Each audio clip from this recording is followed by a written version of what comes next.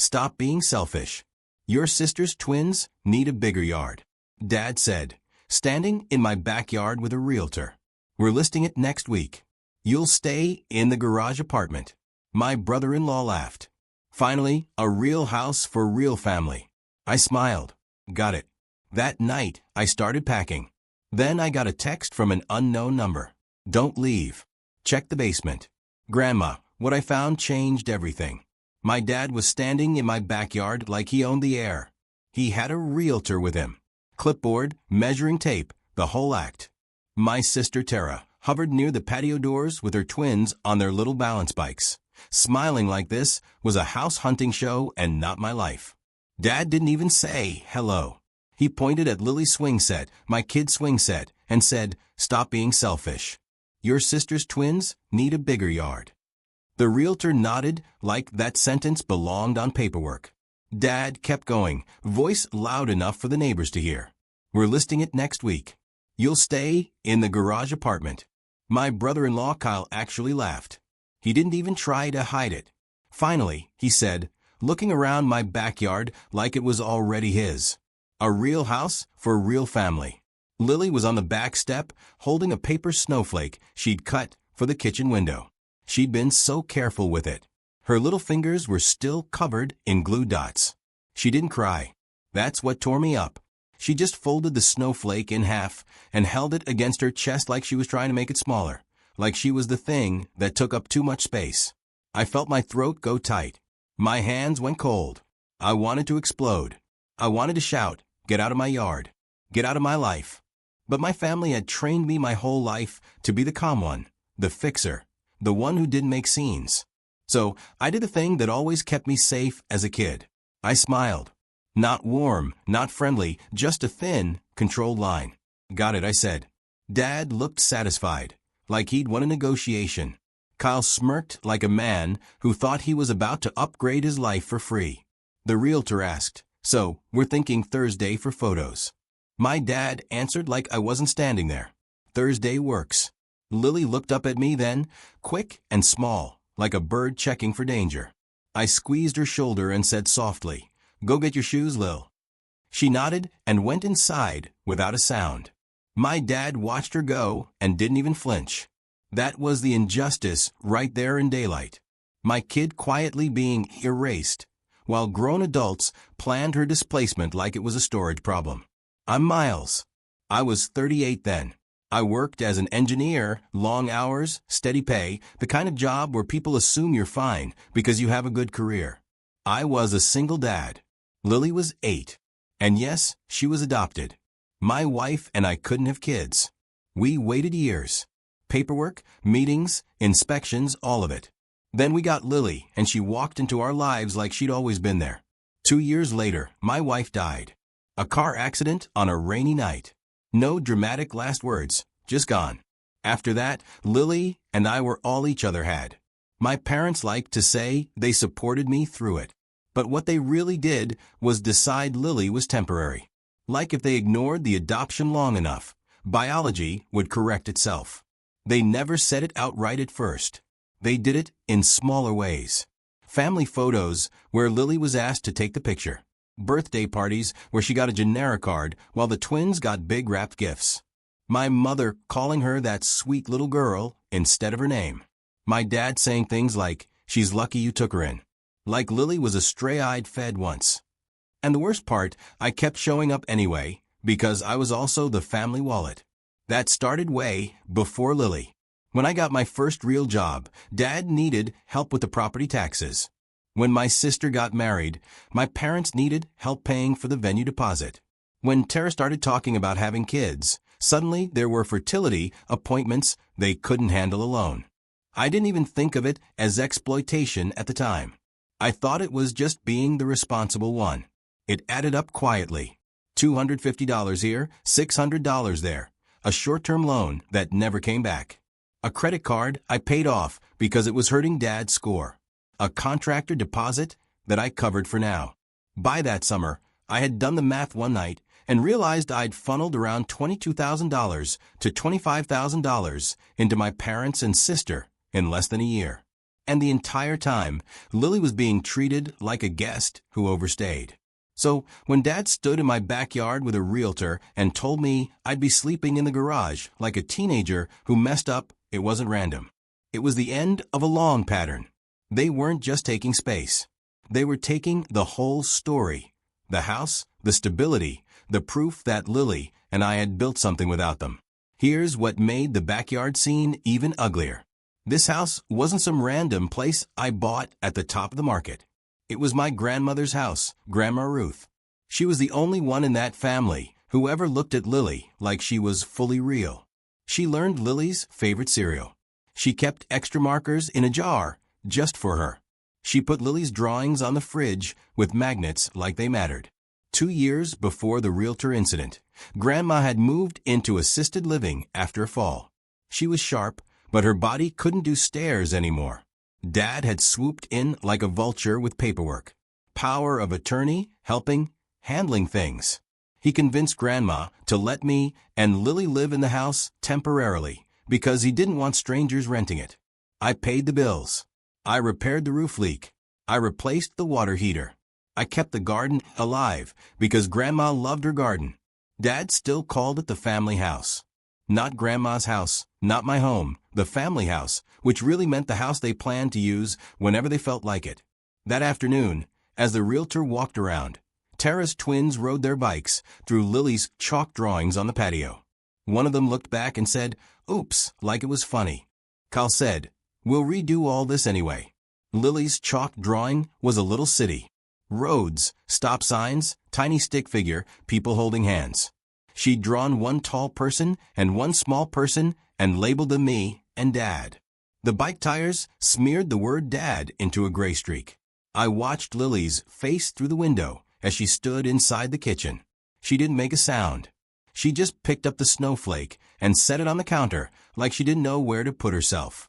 I should have known then that if I didn't stop this, I would spend the rest of my life watching my kid learn that love was conditional and space was something you had to earn. That night after they left, I did exactly what I said. I started packing. Not in a dramatic way, in a quiet, numb way.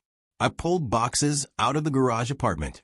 Yes, there was a small apartment above the detached garage, the one Dad was so eager to assign me like a punishment. I filled one box with Lily's books, one box with kitchen things, one with her framed school photo. Lily sat on the living room rug with her stuffed rabbit and watched me tape the boxes shut. She finally asked very softly, "Did I do something wrong?" That sentence felt like someone pressing a thumb into a bruise. I crouched down in front of her and said, "No, you didn't." She stared at the tape dispenser like it was dangerous. "Are we getting kicked out?" I didn't want to lie. I also didn't want to hand my kid the full weight of adult cruelty. So, I said the truth that mattered most. "We're not staying where we're not wanted." She nodded like she understood more than she should at 8 years old. Then she got up and went to her room and started putting her clothes in a backpack. She didn't ask what to pack. She already knew how to leave. That part made me feel sick because it meant she'd been practicing emotional exits for a long time. Around 10:40 p.m., while I was wrapping a glass ornament in newspaper, my phone buzzed. Unknown number, one text. "Don't leave.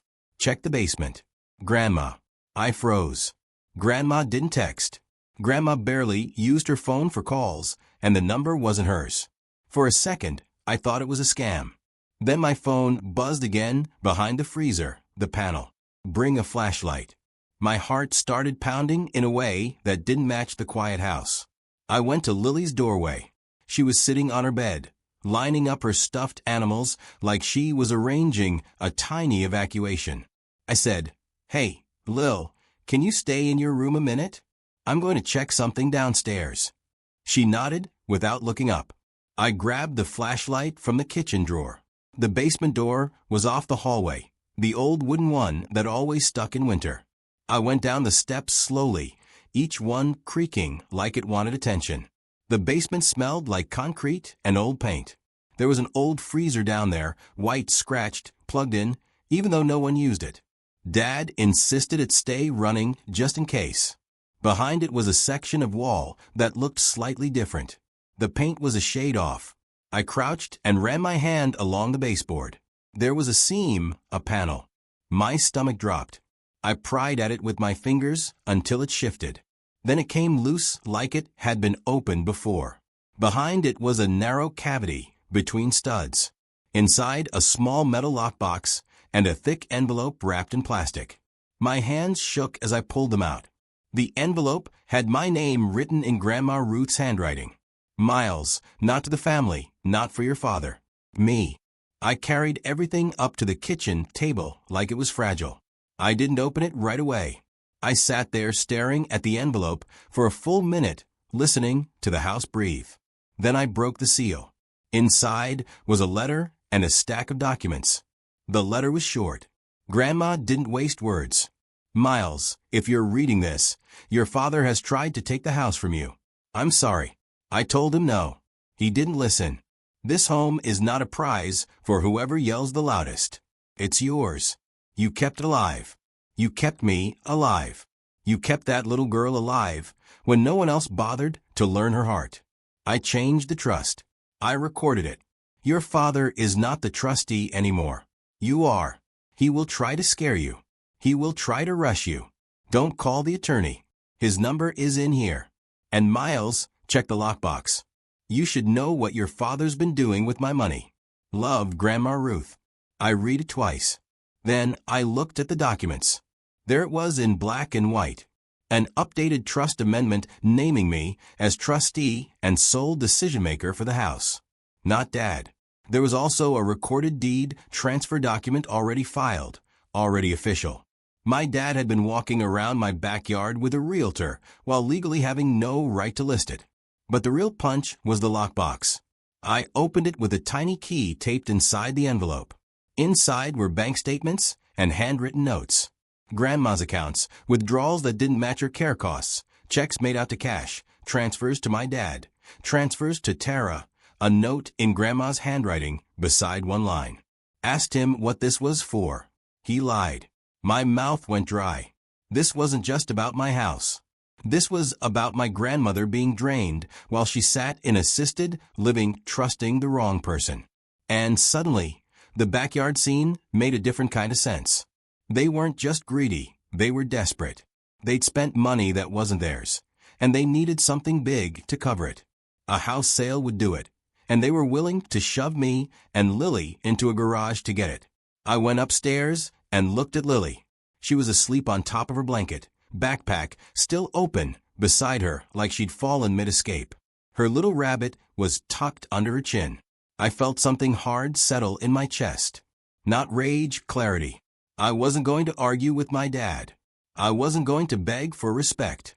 I was going to do one clean thing, a boundary that didn't require anyone's permission. The next morning, I made coffee, sat at the table with Grandma's documents, and called the attorney listed on the letter. It was 8:12 a.m. He picked up on the second ring, like he'd been expecting me. After I confirmed my name, he said, "Your grandmother told me this call might come." I swallowed. My dad brought a realtor to the house. The attorney's voice went flat in a way that told me he'd seen this story before. He cannot list it. He has no authority. You do? I stared at the kitchen wall. He said he's listing next week. If he tries, the title company will stop it. And if the realtor is ethical, they'll run. I took a breath. He also has power of attorney for Grandma. There was a pause. Your grandmother revoked it. There's paperwork. We can send notice today. My hands trembled, but my voice stayed steady. Do it. He told me what he needed. I emailed photos of the documents. Then I did the second call. The bank. Because I already knew something else. For years, my dad had me help by setting up transfers. It was always framed like convenience. I was listed on an account I shouldn't have been listed on, and I was still paying things I shouldn't have been paying. So, I made one calm financial move. I shut it down. Not in a dramatic, I'm rich and powerful way. In a real-world confirmation screen way. I logged into my banking app. I stopped the automatic, monthly transfers that went to my parents. I removed my connected external accounts. I changed passwords. Then I called the utility company and took my name off anything that wasn't my address. At 9:03 a.m., I got an email. Your scheduled transfer has been canceled. At 9:11 a.m., your external account has been removed. At 9:28 a.m., your account access permissions have been updated. I sat there staring at those confirmation screens like they were a door clicking shut. I didn't feel triumphant. I felt lighter, like I'd been holding a weight so long, I forgot it was optional. Lily came into the kitchen, rubbing her eyes. She saw the boxes and froze. I said gently, "Hey, come here." She stepped closer, like she didn't trust the floor. I knelt down, so we were eye level. "We're not moving today," I told her. Her face didn't brighten right away. It flickered with confusion, but Grandpa said. I kept my voice calm. "Grandpa doesn't get to decide where we live." She stared at me for a few seconds, then whispered, "So my room is still my room?" I nodded, and she did this small thing that broke me. She smiled just a tiny careful smile like she was afraid it might get taken away if she made it too big. The fallout started before lunch. Dad called. I let it go to voicemail. He called again, then Tara, then Kyle, then my mom. My phone lit up like a warning signal. Finally, a text from Dad. "Why are the transfers not going through? Call me now." I stared at it for a second, then typed one sentence. "I'm not funding a family that treats my child like she's not real." I didn't add emojis. I didn't add explanations. One boundary. Clean. Dad responded immediately. "Don't you dare bring Lily into this. This is about the house." I almost laughed because, of course, he said that the house was always the excuse. The real issue, the adult matter. Lily was always the inconvenient detail. They showed up at 2:15 p.m. No call, no warning. Dad's truck in my driveway like a statement. Tara's SUV right behind it. Kay got out first, pushing the twins toward the yard like they were already moving in. My dad marched up the front steps like he was walking into his own home. I opened the door before he could knock. I didn't invite them in. Dad's eyes went to the boxes behind me. "So, you finally came to your senses," he said smug. Tara leaned past him and looked into the hallway like she expected to see Lily's things already cleared out. Kyle smirked. "Good. The garage apartment's perfect for you." I held the door frame and said, "No, just that." Dad's smile twitched. "Miles, don't start." I stayed calm. "You can't list this house." Dad actually scoffed.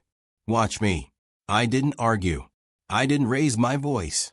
I reached behind me, grabbed the folder I'd made, and held it up. "Grandma changed the trust. I'm the trustee. The house isn't for sale." For the first time, Dad's face drained a little. Tara blinked fast. Kyle's smirk dropped like a mask slipping.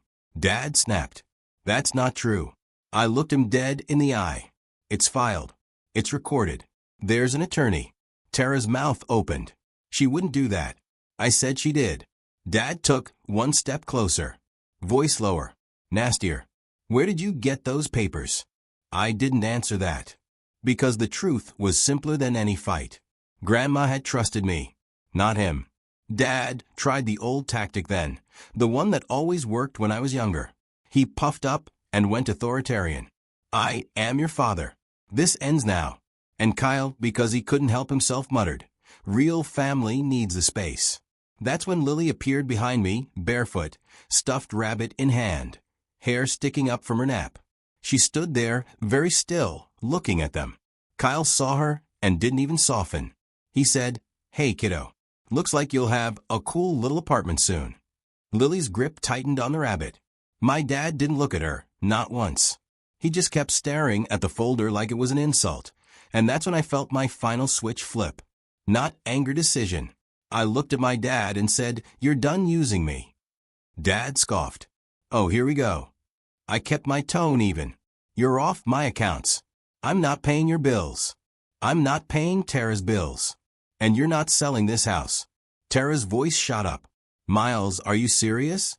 We have the twins." I cut in, still calm. "I have a child, too." Kyle laughed like it was ridiculous. "Come on, you work. You're fine. Tara's a mom." I looked at him. "Don't talk about my life like you've earned it." Dad's face went red. He jabbed a finger toward the yard. This is selfish. You're punishing your sister. I nodded once. No, I'm protecting my daughter. Then I did the quietest, most powerful thing I'd done in years. I stepped back and closed the door.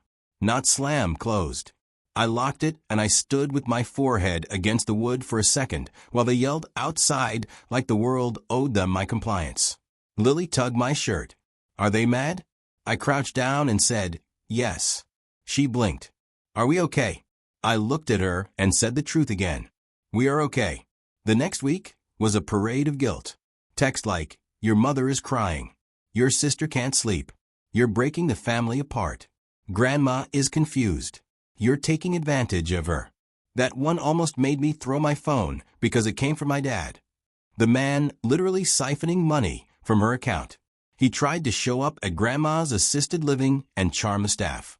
He tried to spin it like I was the unstable one. He didn't expect the attorney to have already sent the revocation notice. He didn't expect Grandma to have already spoken to the nurse about my son Miles being the one allowed to make decisions now. He didn't expect me to show up with paperwork in a calm voice. And he definitely didn't expect Grandma herself to look at him in the common room and say loud enough for the receptionist to hear, I know what you did. My dad went stiff. He looked at me like he wanted to kill me with disappointment. But Grandma didn't even glance at me for permission. She looked right at him and said, you used my money like it was yours. You won't touch another dime. Tara showed up later that day, crying, trying to hug Grandma like that would fix it. Grandma didn't yell. She just said, you wanted the house. You didn't want the people in it. Tarara's face crumpled. Kel didn't come. Of course, he didn't. He only liked family when it came with square footage. Here's the consequence nobody talks about when you stop funding a system. Everything breaks faster than you expected. My parents' tight month became a full-blown crisis because it wasn't a tight month. It was a lifestyle. They'd been counting on my transfers like it was pinching. Tara called me one night and said, we might lose the rental we're in. I held the phone and waited for the part where she apologized to Lily. It never came. She just said, you have to help. I said quietly, no. She went sharp. So, you're going to let your nephew suffer. I didn't take the bait. I'm not your backup bank. She cried harder, like crying turned no into yes. Then she said, Dad said you turned Grandma against us. I took a breath. Dad turned Grandma against himself. And that was the end of the call. A month later, I found out the Realtor had dropped them. Not because the Realtor was noble, because the title search showed my dad had no authority. Paper beats entitlement. Dad tried a different angle. He showed up at my job. Security walked him out. He left me a voicemail in that slow, disgusted voice he used when he wanted me to feel small. You'll regret humiliating me. I listened once, then I saved it. Not for revenge, for documentation, because when you grow up in a family like mine, you learn the difference between noise and danger. Lily changed in small ways after that. Not overnight, but slowly. She stopped flinching when my phone buzzed. She started leaving her drawings on the fridge again. One afternoon, she asked if she could repaint the little birdhouse in the backyard. She'd stopped using the backyard for weeks like it wasn't hers anymore. I said yes. We painted it together at the patio table. Purple roof, yellow sides, a crooked heart on the front, because her hand slipped. Grandma came over on a Sunday once she was stable enough. Walker, winter coat, determined as ever. She sat in a chair with a blanket and watched Lily paint. Lily looked up and asked, do you like it? Grandma smiled and said, it looks like home. And Lily smiled bigger this time. Not careful, real. That spring, I did one symbolic thing that felt like closure without being petty. I planted a small tree in the backyard. Not a huge one, just a young maple. Lily helped dig the hole. Grandma supervised like a foreman. When we finished, Lily patted the dirt and said, this one stays. I looked at her and said, yes, it stays. We ate dinner on the back porch that night, the three of us. No chaos, no guilt, no family meeting. Just the sound of forks and wind and Lily talking about a science project she wanted to build. A little sensor that would measure rainfall for the garden. I listened and realized something. My dad had wanted me in the garage apartment because he thought it was my place. Small, out of the way, useful when needed. But Lily and I didn't belong in an accessory unit behind someone else's ego. We belonged in the center of our own life. And the house, Grandma's house, my home, finally felt like it again. Not because the walls changed, because the boundary did.